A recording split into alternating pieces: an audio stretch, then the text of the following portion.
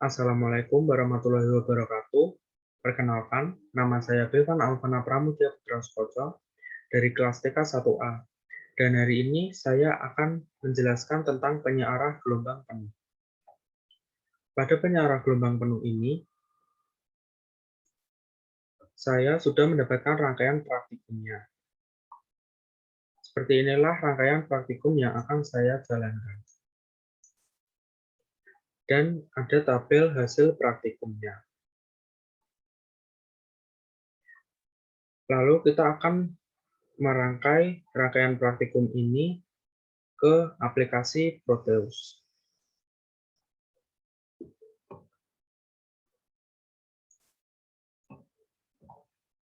Ya, seperti inilah rangkaian pada aplikasi Proteus.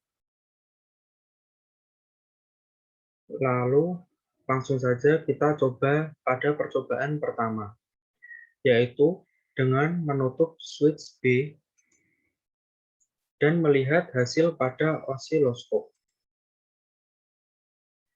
Terlihat hasil pada osiloskop memiliki gelombang berwarna kuning. Gelombang ini merupakan gelombang input.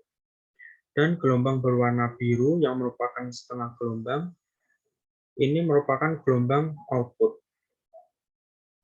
Lalu, pada percobaan kedua, kita akan mencoba menutup switch X dan menutup switch A, lalu membuka switch B. Seperti inilah hasil yang ditunjukkan pada osiloskop di gelombang output. Pada percobaan ketiga, saya akan menutup switch 1, switch X, dan switch A. Seperti inilah gelombang output yang ditampilkan di osiloskop. Gelombang masih tidak beraturan, tidak konsisten. Lalu, saya akan mencoba di percobaan kedua, menutup switch B dan membuka switch A. Gelombang masih tidak konsisten seperti percobaan ketiga tadi. Namun, sudah terlihat mulai konsisten. Lalu, pada percobaan keempat, saya akan menutup switch C dan menutup switch pada percobaan kelima, saya akan menutup switch C dan membuka switch B. Terlihat pada hasil osiloskop belum terlalu jelas akan menunjukkan hasil konsisten. Lalu pada percobaan ke-6, saya akan menutup switch D dan membuka switch C. Di percobaan ke-6 ini, saya sudah mulai melihat gelombang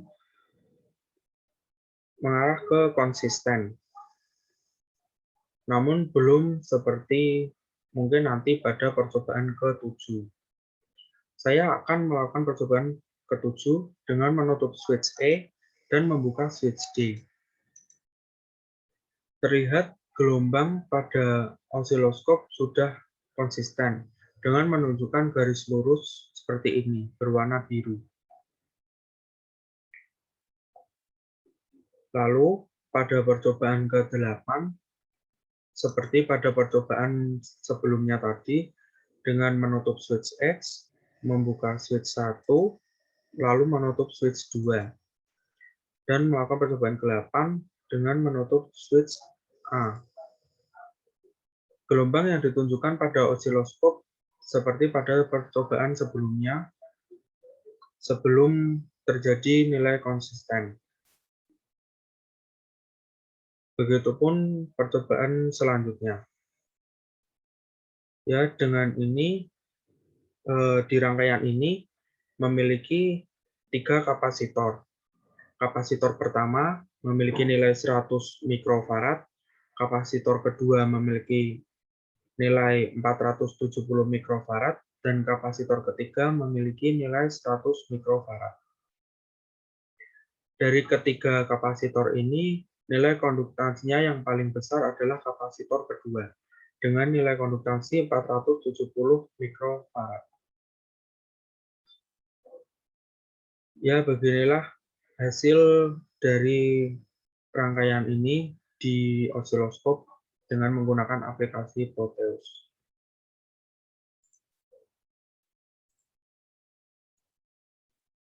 Dengan ini, saya bisa menarik kesimpulan pertama, mana yang lebih baik, penyearah gelombang setengah atau gelombang penuh. Kedua, fungsi dari kapasitor. Ketiga, bagaimana cara kerja kapasitor. Dan keempat, mana yang lebih baik, yang lebih besar atau lebih kecil kapasitansinya. Kesimpulan pertama, penyearah gelombang penuh. Dilihat dari voltage full wave rectifier atau penyearah gelombang penuh, itu lebih baik dibandingkan dengan half wave rectifier atau penyearah gelombang setengah. Lalu, jika kita perhatikan pada output full wave rectifier, terlihat gelombang penuh yang lebih besar sehingga lebih efisien dibanding half wave rectifier. Kesimpulan selanjutnya, fungsi dan cara kerja kapasitor. Fungsi kapasitor, ya, kapasitor adalah komponen elektronika yang berfungsi untuk menyimpan muatan listrik. Selain itu, kapasitor juga dapat digunakan sebagai penyaring frekuensi. Selain itu, kapasitor juga digunakan sebagai filter atau penyaring, perata tegangan DC yang digunakan untuk mengubah tegangan AC ke DC, pembangkit gelombang AC atau osilator, dan juga dapat berfungsi sebagai impedansi atau resistansi yang nilainya tergantung dari frekuensi yang diberikan. Contohnya, untuk menghemat daya listrik pada lampu neon. Lalu, cara kerja kapasitor.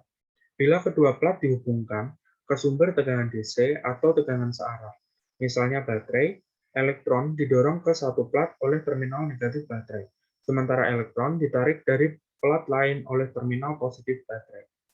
Jika perbedaan muatan antara kedua plat tersebut terlalu besar, maka akan terjadi percikan atau spark yang melompati celah di antara kedua plat tersebut dan membuang muatan yang tersimpan atau discharge. Untuk meningkatkan jumlah muatan pada plat, bahan dielektrik yang berupa non-konduktif atau isolator ditempatkan di antara kedua plat tersebut. Fungsi dielektrik tersebut dalam kapasitor adalah sebagai pemblokir percikan atau spark blocker yang bermanfaat untuk dapat meningkatkan kapasitas muatan kapasitor. Kesimpulan selanjutnya, menurut saya, kapasitansi yang lebih besar, karena akan berpengaruh pada nilai faktor Ripple yang semakin turun. Jika nilai faktor Ripple turun, maka variasi gelombang akan menurun juga, sehingga gelombang yang ditampilkan juga lebih konsisten, tidak naik atau turun secara drastis.